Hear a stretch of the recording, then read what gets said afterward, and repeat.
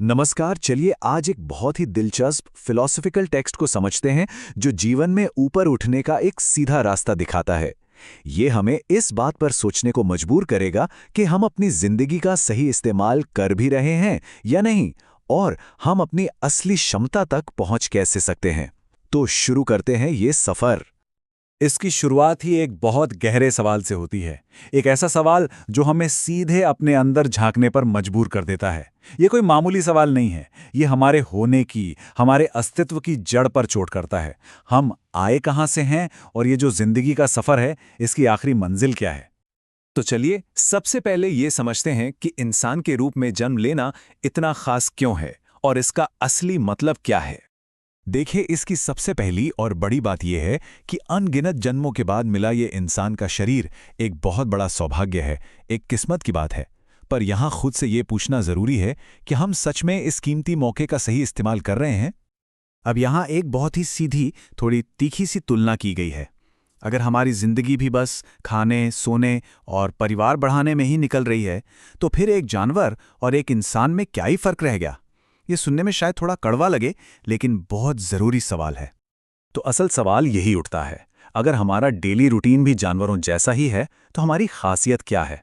और यही सवाल हमें हमारे अगले पॉइंट पे ले जाता है, जो उन चीज़ों के बारे में है जिनके पीछे हम सब भागते हैं, और वो कितनी वक्ती हैं, कितनी टेम्परेरी। चलिए अब बात करते हैं दुनिया की उन चीजों की, उन सुखों की जो हमेशा हमारे साथ नहीं रहती।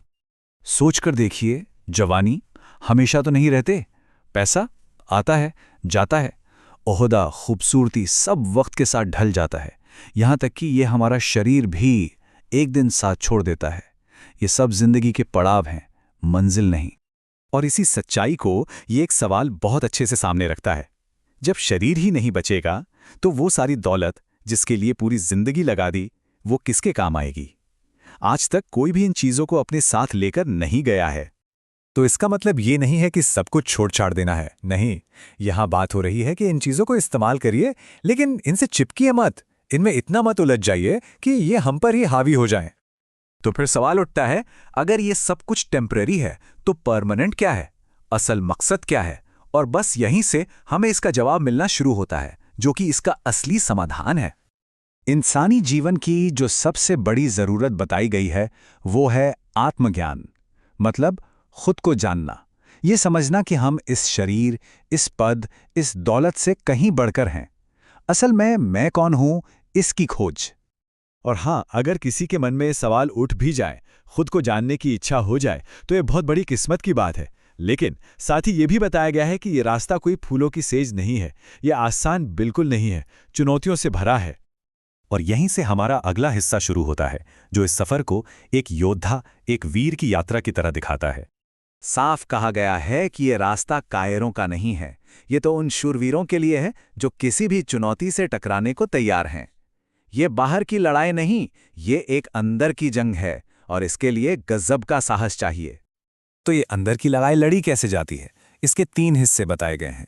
पहला, रास्ते में जो भी मुश्किलें आए उनसे लड़ो। दूसरा, अपने अंदर की जो बुराइयां हैं, जो कमजोरियां हैं, उन्हें खत्म करो। और तीसरा, अपने मन को जो नेगेटिविटी की तरफ भागता है उसे मोड़कर सही दिशा में लगाओ। और फिर एक बहुत ही पावरफुल कॉल टू एक्शन है, अपना गांडीव धारण कर।